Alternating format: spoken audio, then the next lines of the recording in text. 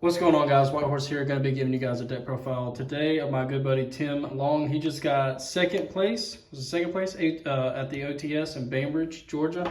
Arkham Games and Comics. Tim, if you would, tell us what you played and tell us how it played today. I played Centurion Fiendsmith, and I mean, it did pretty well. It did pretty well against everything except Tempai, which is what continuously beat me. But that's, yeah. All right. Any shout outs or anything you want to say before we get into the profile, or you just want to go ahead and showcase Just Olympus Games. It's a local game store. All right. That's what's up, Olympus. All right. All right, guys. Go ahead. Let's see what you got. See what your piloted today.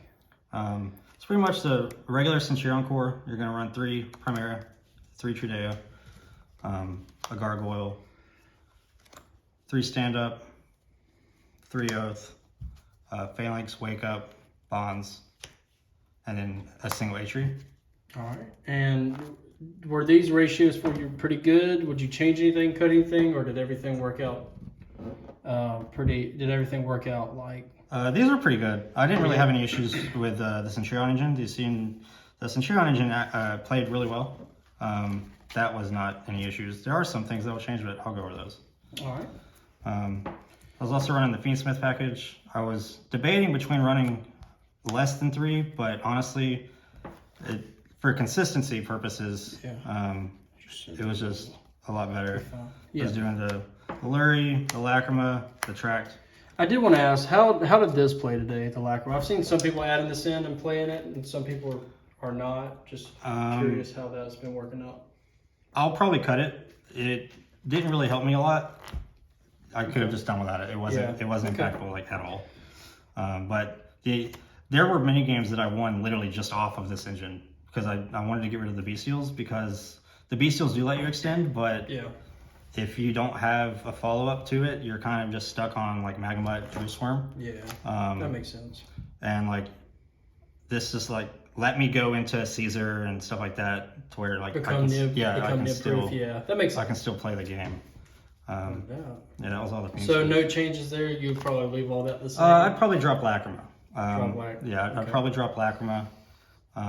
The suppositories, the supplements. Those are just those 3. It's normal. I didn't want to completely get rid of Drew Swarm and the Magnemite because they are really good. These and Fiendsmith, just Chaos Angel all day long. Yeah, I mean, it's just really nice. So those are really good. And then we'll go hand traps, and I was running 3 Ash, 3 Valor. Card is great. 3 Imperm, also great. I was running. What is that? What do we got here? Skullmeister? Is that Skullmeister? Yeah. Oh man. I was running 2 Skullmeister.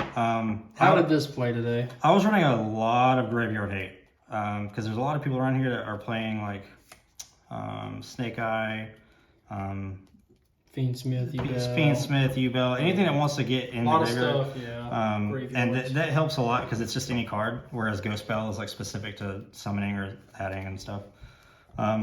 2 Ogres, just feel like it's really strong right now, especially with Azumina. But honestly, the hidden tech of the day, bro. 3 Super Polys. 3 Super Poly. How did this play out today? This card won me games by itself. Yeah. Imagine it was pretty good against Tempai. It was very good against Tempai. I won mirror match games with it.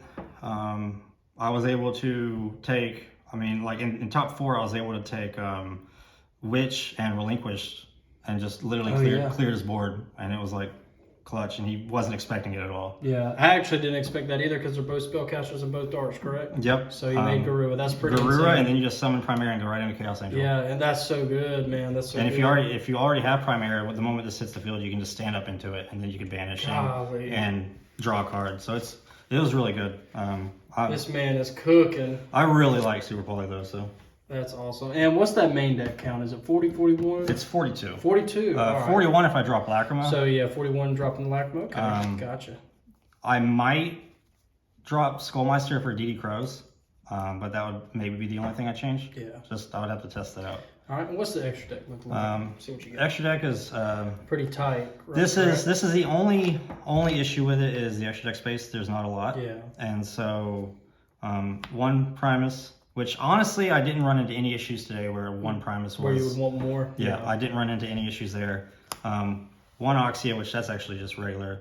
One Legacia. That is all of them. The only time I kind of suffered was one game, and it was the mirror, and I just ran out of resources. You just ran out of resources, yeah.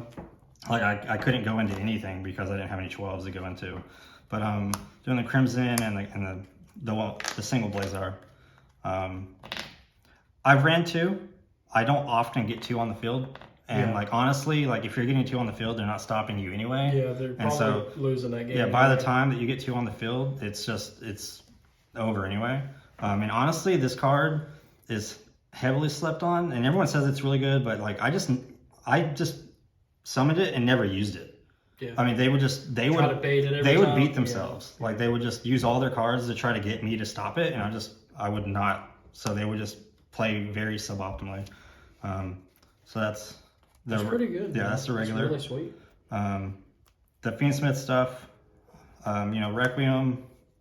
I'm running Moon, Caesar obviously, and Necroquip. That's actually all I run. I didn't want to run Sequence, and I didn't want to run Desiree because my whole goal was to Caesar, which I was able to get him out a lot. Yeah. With on my 5th summon, and so I played around Nib almost all day. I got nibbed once, and my hand was not the greatest, so I just did what I could. This card is great, and the fact that you're able to do that, I would probably run Desiree after playing all day today, just because there were many times like I would have to run Desiree in Sequence. I just don't know how I would squeeze them in. Yeah. I feel like if I were to do that, I would have to drop Super Poly, and I don't know if that's worth it. Yeah, because Super Poly was really good. The Super Poly clutched. Yeah. I watched a few matches, and it was pretty crazy. Super Poly clutched. Because there were many games where I could have gone into Sequence and then like Desiree because of the graveyard, but those are the Fiendsmith. Then the regulars, the SP, the Typhon, Chaos Angel. This card is just so good. Chaos Angel's sweet.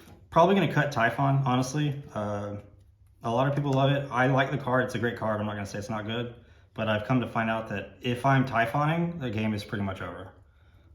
It's like you can like survive with it, but I mean, like honestly, every time I summoned it, I lost that game. Yeah. So I'm like, this could be Sequence or Desiree. Yeah. So that's a potential. Yeah. So that would be the cut. Super Poly targets. I'm running Mudragon, Garura. You have to. This and the Chaos Angel. Chef's Kiss. It's beautiful. And then what's your last one? I'm running the Chaos Star Source Dragon. This was for Tempai. I didn't actually get to play this a lot, mainly because I didn't have Super Poly in my hand against Tempai. So I would honestly probably cut this for Desiree or Sequence, and so that like frees up 2 slots. Yeah, because this didn't really see play. So I mean, that's fair. It'd be what it be. All right, and what's the side deck, sir? See what you cooked with today. Side deck is, I mean, your lockdowns. Yeah. Too good. Staple, man. It's really good right now. It's too good. I mean, Snake Eye, Azumina, Tempai, I mean anything. It's just way too good. This is just broken.